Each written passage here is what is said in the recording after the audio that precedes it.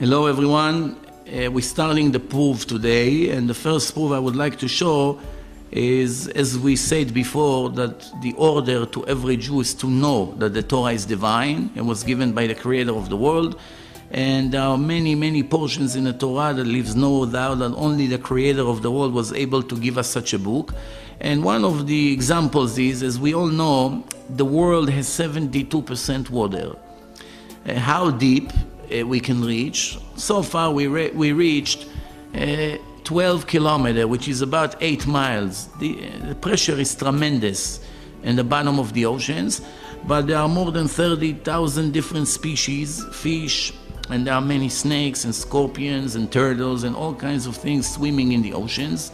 The Torah was given to the Jew 3,320 years ago in public, in front of millions of witnesses, and it's a combination of written and oral Torah. The written Torah only write the name of the commandments, but when we go to the oral laws, all the hundreds and sometimes thousands of instructions how to do the commandment, it was given to Moshe verbally and was transferred from generation to generation until our days. As we review the oral law says something very interesting about that verse. The verse in the written Torah is, "Et ze tochlu mikol asher b'mayim." This is what you are allowed to eat from all the water. All the water, it did not specify which water.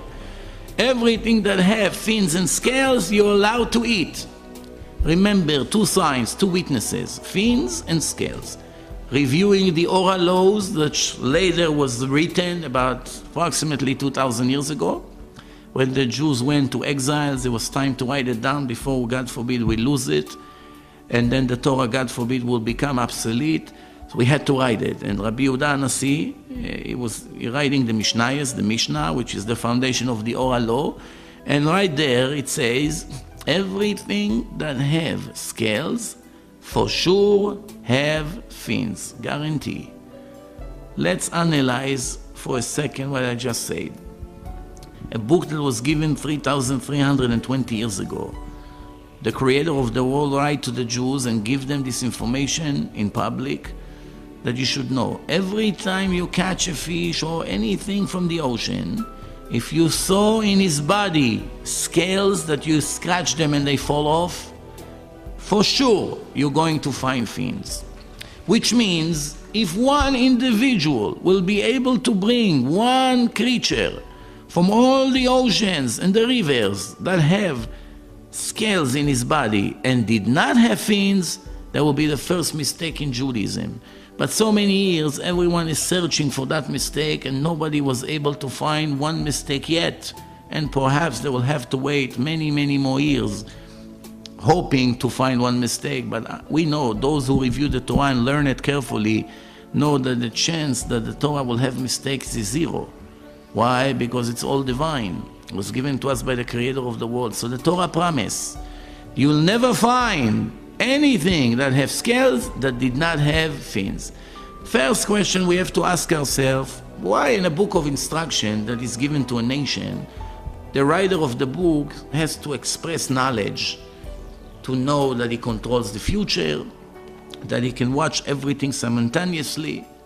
Why does he have to prove it? The answer is, there are many Jews who will have doubts in the future.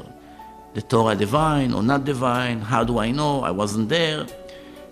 By investigating what the Torah says, you will see right away that it could never be given by a human being like us. Only the Creator of the world. And that's where the Torah says, I promise you, even though scientists are merging always different species together and create new species all the time, even though naturally the fish in the oceans are creating all the time new species, I control all the scientists. I control all the mixing between the species.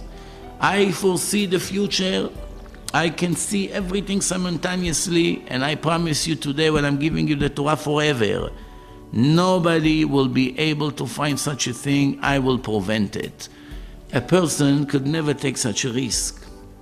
A person could never write such a thing, such a guarantee in a book. only the creator of the world. There are many, many hundreds of examples like this. I will try every time to give one or two at the time, and we move on until we try to cover a large portion. Thank you very much, and all the best.